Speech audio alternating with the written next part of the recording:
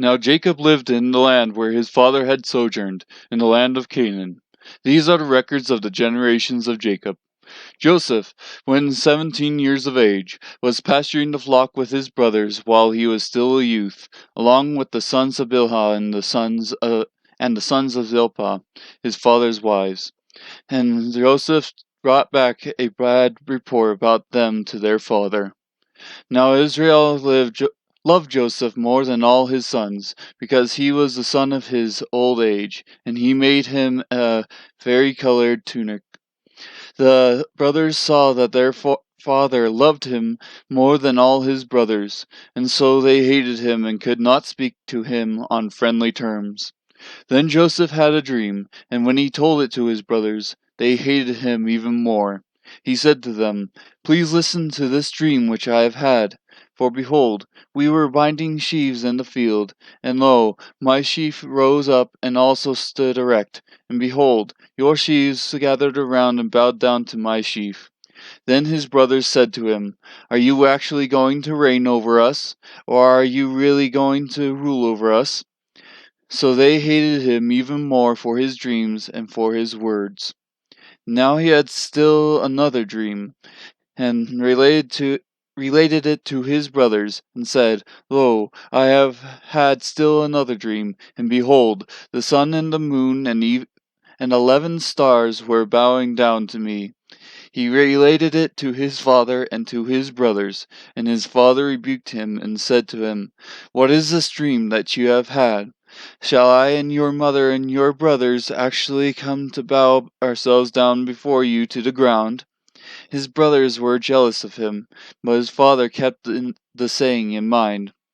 Then his brothers went to pasture their father's flock in Shechem. Israel said to Joseph, Are not your brothers pasturing the flock in Shechem? Come, and I will send you to them." And he said to him, "I will go." Then he said to him, "Go now and see about the welfare of your brothers and the welfare of the flock, and bring word back to me." So he sent him from the valley of Hebron, and he came to Shechem. A man found him, and behold, he was wandering in the field. And the man asked him, "What are you looking for?" He said, "I am looking for my brothers. Please tell me where they are pasturing the flock." Then the man said, "They have moved from here, for I heard them say, 'Let us go to Dothan.'" So Joseph went after his brothers and found them at Dothan.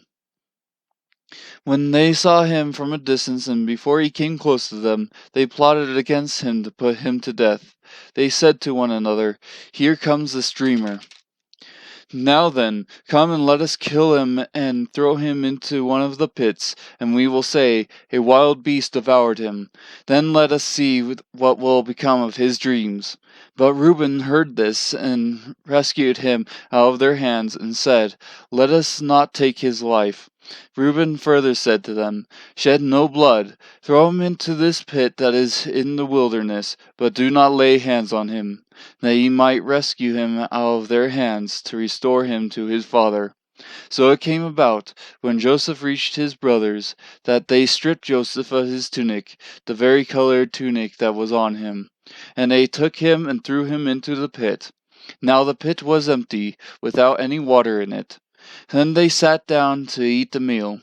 And as they raised their eyes and looked, behold, a caravan of Ishmaelites was coming from Gilead, with their camels bearing aromatic gum and balm and myrrh, and on their way to bring them down to Egypt. Judah said to his brothers, "What profit is it for us to kill our brother and cover up his blood? Come and let us sell him to the Ishmaelites, and not lay our hands on him, for he is our brother, our own flesh." And his brothers listened to him. Then some Midianite traders passed by, so they pulled him up and lifted Joseph out of the pit, and sold him to the Ishmaelites for 20 shekels of silver. Thus they brought Joseph into Egypt. Now Reuben returned to the pit, and behold, Joseph was not in the pit. So he tore his garments. He returned to his brothers and said, "The boy is not there. As for me, where am I to go?"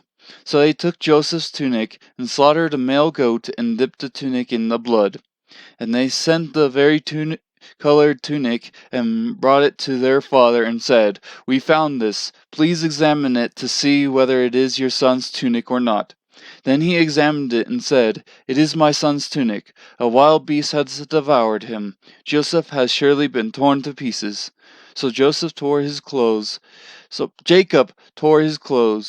and put sackcloth on his loins, and mourned for his son many days. Then all his sons and all his daughters arose to comfort him, but he refused to be comforted. And he said, "Surely I will go down to Sheol in mourning for my son." So his father wept for him. Meanwhile the Midianites sold him in Egypt to Potiphar, Pharaoh's officer, the captain of the bodyguard.